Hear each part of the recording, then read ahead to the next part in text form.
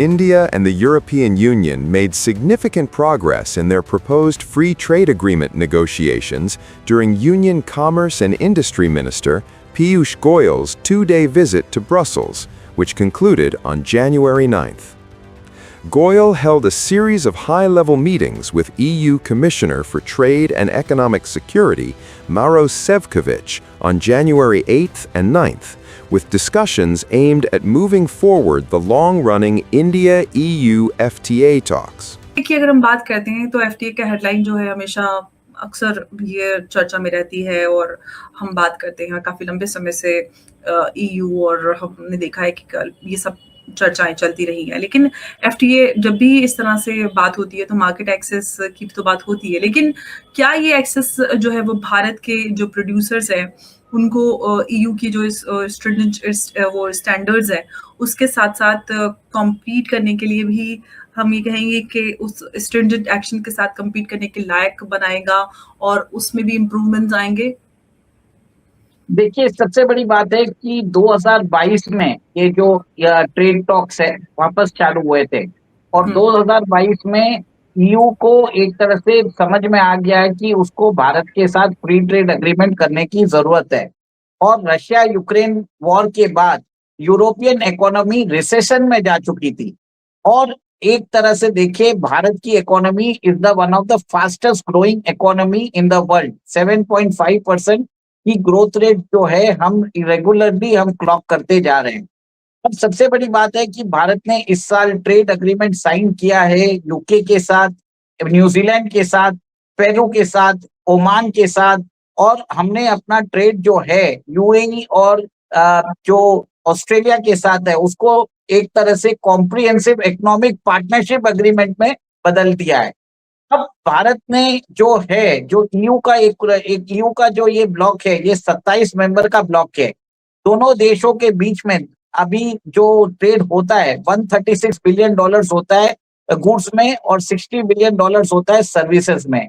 अब भारत के ऊपर अमेरिका ने 50% टैरिफ लगाया है और यूरोप के ऊपर 15% टैरिफ लगाया है।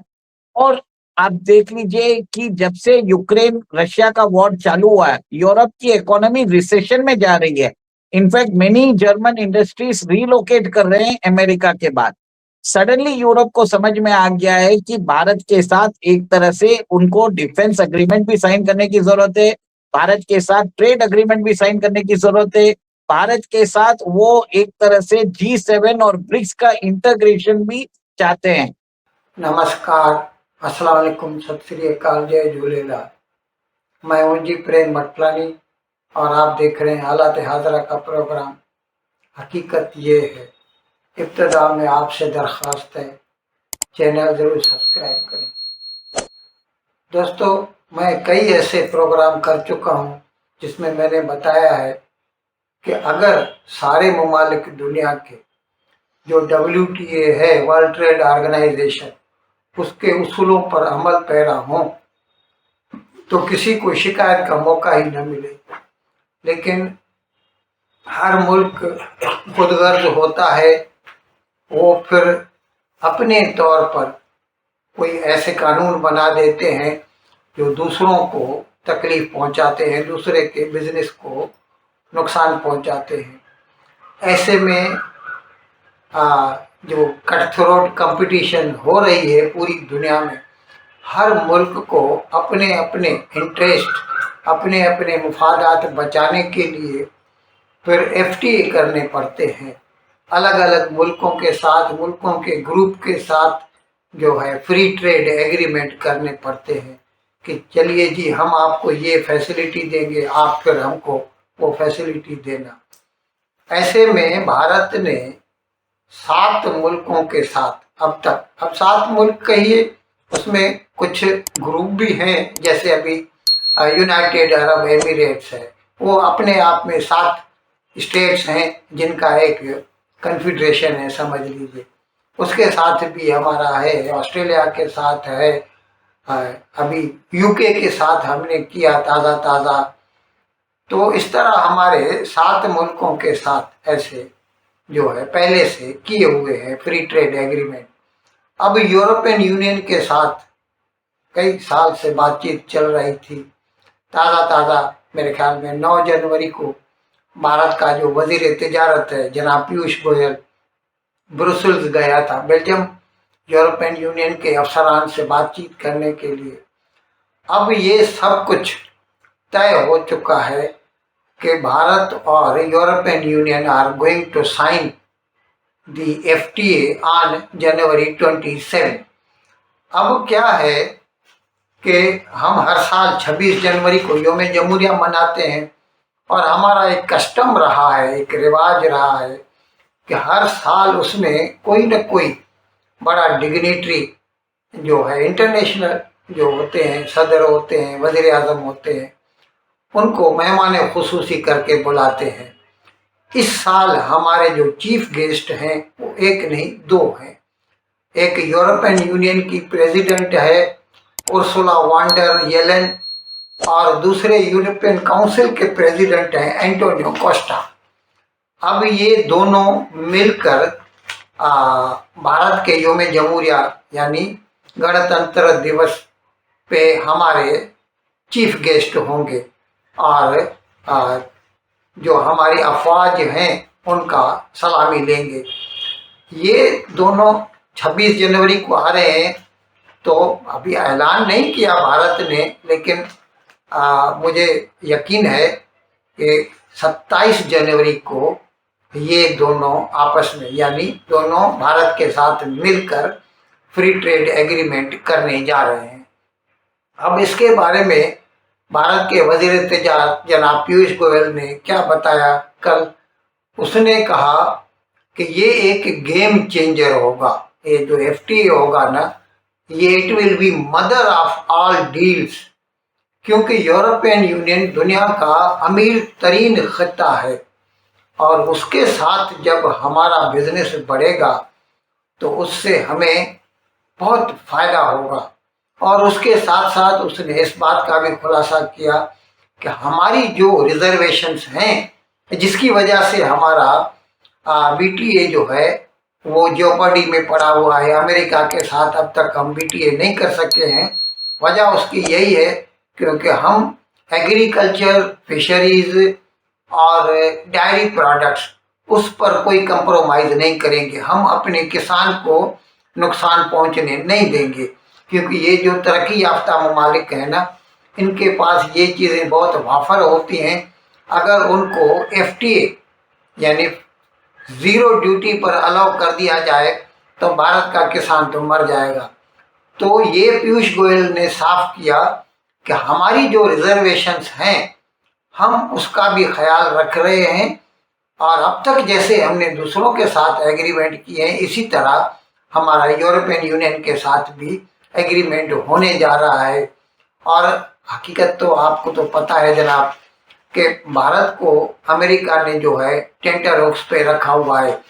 पिछले अप्रैल से लेके एक के बाद दूसरी धमकी देता रहा है। 50% तो ड्यूटी लगा चुका है। अभी उसने धमकी दी है कि ईरान के साथ बिजनेस करोगे तो 25% और लगेगा, रूसी तेल खरीदोगे तो 500% और लगेगा। अगर ऐसी बातों को देखा जाए तो भारत के लिए जैसे एक लम्हे फिक्रिया जो है पहुंच जाता है, हमें वो चिंता का क्षण आ जाता है हमारे पास। लेकिन हम अपने सही पूरी कोशिश कर रहे हैं कि इसके बावजूद हम जो है इरिटेट नहीं होते।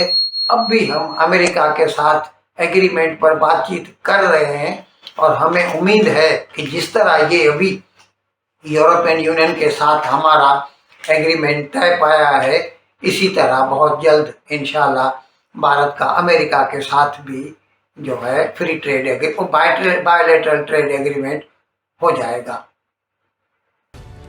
Both sides provided clear strategic guidance to their respective negotiating teams to resolve outstanding issues and accelerate the process. The talks focused on achieving a balance between ambitious trade goals and domestic priorities, emphasizing the need to protect farmers and micro, small, and medium enterprises while enhancing India's participation in global supply chains. Maro Sevkovich described the discussions as a productive and intense two-day marathon.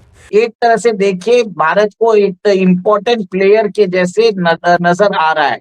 In fact अभी ये भी देख लीजिए, Greenland के issue के ऊपर NATO टूटने जैसी स्थिति आ चुकी है, क्योंकि डेनमार्क ने वहां पर आर्टिक में मिलिट्री एक्सरसाइज चालू कर दिए हैं और उसके लिए जर्मनी, फ्रांस, स्वीडन ने अपने फोर्सेस भेजे हैं। और अभी यूयू बोल रहा है कि हमें 1 lakh stroke 100,000 strong European army बनाने की जरूरत है।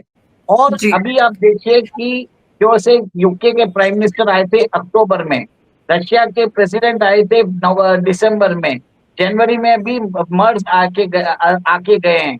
और उसके बाद आप ये देखेंगे अगले महीने मैक्रोन आ रहे हैं और 26 तारीख को उर्सुला वोन डर लेyen वो आ रही है ये ट्रेड एग्रीमेंट साइन करने, जिसमें एग्रीकल्चर जो है एक्सपोर्ट्स वो ईयू से हम अलाउ नहीं करने वाले। ये मैसेज भेजा जा रहा है ट्रम्प को भी। सबसे बड़ी बात है कि ईयू के साथ हमने जो ट्रेड एग्रीमेंट्स किए हैं उसके अलावा डिफेंस एग्रीमेंट्स भी किए हैं। आप सोचिए, फ्रांस के साथ 3,25,000 करोड़ का रफाल का एग्रीमेंट बात चल रही है। हमने 65,000 का मराइन रफाल का ऑर्डर दिया है, 61,000 का हमने जो साफरान इंजन है उसका ऑर्डर दिया है, 70 से 80,000 करोड़ का जर्मनी के साथ हमने उनको सबमरीन बनाने का ऑर्डर दिया है। जर्मनी ने हमको उनकी जो ट्रांसपोर्ट कैरियर है, एयरक्राफ्ट है AM400 वो देने को तैयार हो गया है और बोला 85% जो है हम आपको टेक्नोलॉजिकल ट्रांसफर करेंगे। अब आप ये देखिए डिफेंस एग्रीमेंट की बात हो रही है, मैंने ट्रेड एग्रीमेंट के साथ डिफेंस एग्रीमेंट की भी बात कर रहा हूँ। और ईयू की जितनी बड़ी कंट्रीज है वो भारत में अपना प्लांट्स भी लगा रही है, जैसे डिफेंस प्लांट्स लगा रही है, को प्रोडक्शन, को डेवलपमेंट और with technological transfer. Rolls Royce ने तो जो यूके की कंपनी है उसने यहाँ पे इंजन बनाने के लिए प्लांट्स लगाना चालू कर दिया है। इन अल्फाज के साथ आज का प्रोग्राम खत्म करने की आपसे इजाज़त चाहता हूँ, लेकिन विदाई लेने से पहले एक मरतबा फिर आपसे मेरी दरख्वास्त है कि जिस किसी साहब या साहिबा ने अब तक हमारे इस चैनल को सब्सक्राइब नहीं किया, हज़राए करम इसको जल्द से जल्द सब्सक्राइब करें, प्रोग्राम को लाइक करें, शेयर करें और घंटी का बटन दबाना न भूलें। बहुत बहुत शुक्रिया। खुदा हाफ़िज़।